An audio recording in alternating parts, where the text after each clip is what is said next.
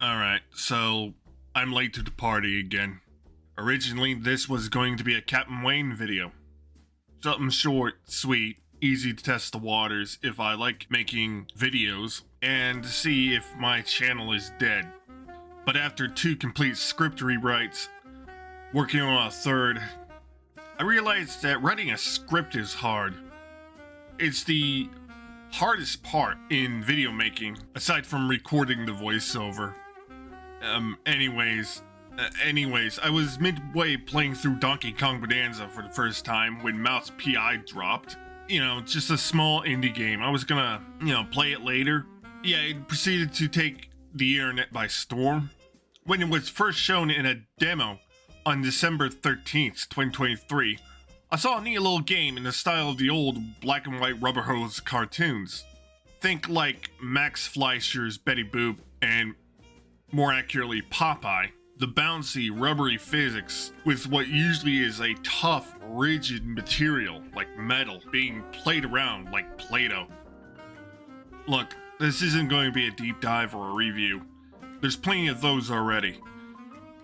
This is just me, an unemployed game member of society, talking about a game that scratched an odd itch I didn't even know I had, without spoilers, because this game is somewhat new, depending on if I finally if and when I pump out this video, and I'm kind of tired of stalling out on a video.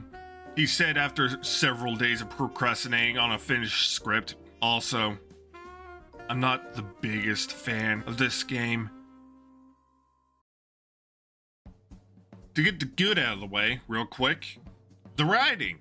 Easily the strongest point in this game. There is not one place I can point to the story that I can say is bad, boring, or fails a joke. Alright, it plays out like, a 1930s black and white noir cartoon. And it has so many cheese puns, it could kill a lactose intolerant person. And the voice acting is just perfect. Bonjour, Monsieur Jacques. No, that's down the hall. Bonjour. 'Tis like hello, only en français. Lady, I am too tired, too hungry, and way too sober for this. Why don't we cut to the chase? Oh, you're no fun, Mr. Pepper. 'Tis. You can tell they're having a good time, especially Jack's voice actor, Troy Baker, who voiced Booker DeWitt from BioShock Infinite, the Joker from the Arkham series, Jack Mitchell from Modern Warfare, and, get this, several characters from Skylanders, most notably Brock and Sunbird. Jack Pepper's name is a pun on pepper jack cheese. The alcohol is fondue. You heal with cheddar wedges. My personal favorite gag is when you're having to, and I guess this is a slight spoiler, screw it, is when you have to fight a ghost, but your bullets don't work because it's a ghost. And Jack just gives you the most deadpan delivery I have ever heard in a video game ever. Oh no, bullets ain't doing it. I wonder if she hates light. This game is also packed with so many references and Easter eggs that I can't name or define or even find all of them. Mainly because some of them are that old, mostly because I'm uncultured, and, well, there's a lot. Like a lot. Like, I wouldn't be surprised if deep in this game, there's an Ultra Kill reference, because all roads lead back to Ultra Kill in any way, shape, or form. And despite almost every sentence being a witty joke or a cheese pun, you'll quickly notice how the game is taking inspiration from the conflicts in the 1920s and 30s. The shrews are the second-class citizens of Mouseburg, literally and figuratively looked down on. The rats are the people with the political power or are in leadership and are often corrupt. And the mice being everyone else, actors, journalists, everyday citizens.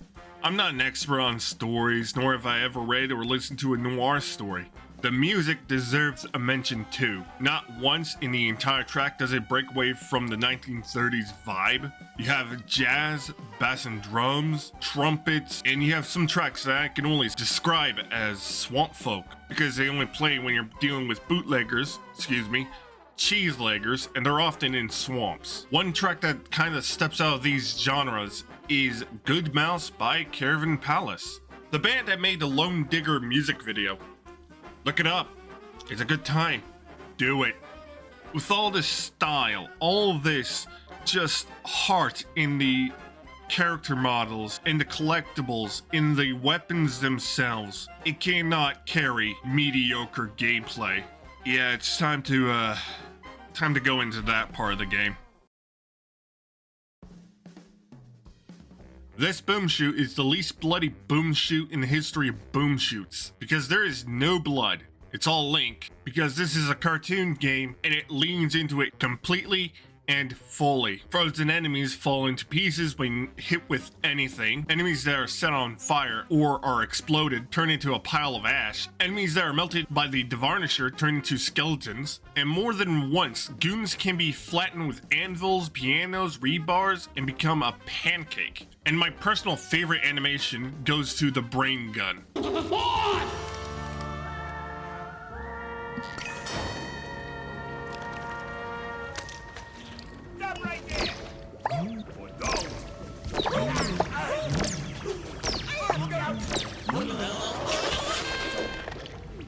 As an added bit of depth and replayability, guns can be upgraded to have more ammo, less spread, fire faster, more projectiles, and have a secondary fire mode. They kind of drop debris on the secondaries. Most secondaries are shoot more or a charged shot. They're fine, but if you never find yourself using them, you won't be punished for them. Except for the Varnisher. That secondary is amazing at killing anything tough. And if you fully upgrade it, you won't have problem with ammo. Like, at all. Most of the guns themselves are fun to use, have their own role to fill. The Meister is a mid-range pistol, reliable for taking down flying enemies or really anything that isn't too bulky. The James gun is the workhorse weapon and will always be useful for any situation that isn't extreme long range. The boomstick stun locks people and is great against heavy units, or really anything, and the Devarnisher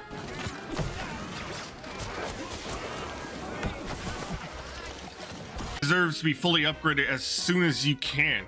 So does the James gun and the boomstick. Don't use the loose cannon. The explosive damage feels really weak, and if your peaky toe is in the splash radius at all, you'll lose almost all your armor if it's below 80.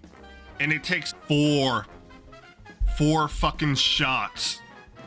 With a base ammo of 5, the Devarnisher can kill a fat rat in 3 shots. With the ammo pool of 20 and a clip size of 10. The Kiss Kiss can also kill it in 4 fucking shots.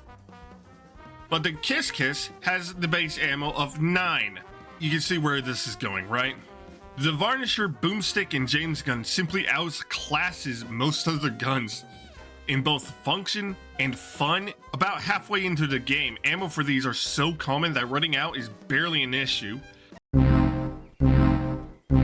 And the freeze ray you get at the end of the game is so weak and bad at its job, you'll never actually find yourself using it again. Unless you want to be shot to bits by a crowd of mice that could have been dealt with the Devarnisher. You know, one secondary and all of them are gone. You get a literal freeze ray, fed coolant like a baby that hiccups afterwards, that is outclassed by the Devarnisher. The Devarnisher can solve the same problems faster and quicker. This plagues all but 3 weapons in the game. The Boomstick, James gun, and the Varnisher are the only 3 that can get you through any situation. You get a burning bone chainsaw that throws energy waves that can hit multiple guys, and it still sucks because the damage is that piss poor. Why would I use this if I can just switch to the Varnisher and kill them faster? Why would I? Alright, look, the gameplay sucks. I'm just gonna come out and say it. It sucks. Doesn't help the fact that 3 weapons just rule over the others solely because they're simply that powerful. The melee in this game, one thing, once they get to you, they hit you, period. You could have basketball court sized gap and they'll still hit you. The enemies can shoot through walls, consistently, and the James Gunners are so accurate, I can't tell if it's just me sucking, which is a good chance, or they are just that damn good. This game is solely propped up on its style and its story and its writing and its characters, but when you get to the gameplay and actually pay attention for more than 2 seconds, you realize the gameplay is, at best, just mediocre, just another boom shoot, and at worst, just annoying to play. It's just... I'm disappointed. I want my money back.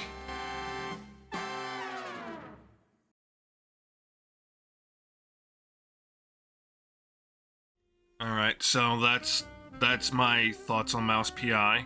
It's not the worst game, but it is definitely not the best. If you really want to play through a noir cartoon game from the old black and white days, I guess this is a cartoon for you. But for me, gameplay has to be good for me to stick around and keep playing it. I don't see myself playing this game again. It's like BioShock. The story is amazing. The atmosphere, amazing. Characters, amazing. Gameplay? The gameplay is undercooked. So now I'm just gonna hopefully work on more videos of games that actually I like, and we'll see how poorly this video ages. I can't wait.